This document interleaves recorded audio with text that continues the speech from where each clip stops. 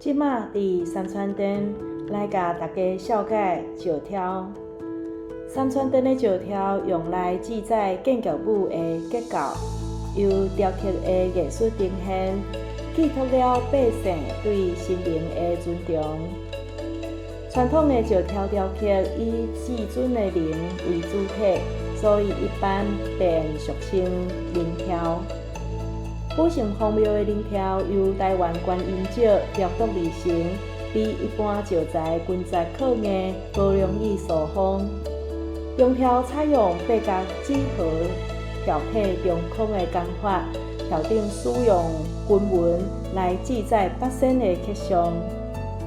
伫清代民间有一种讲法：五了为灵，四了为蠓。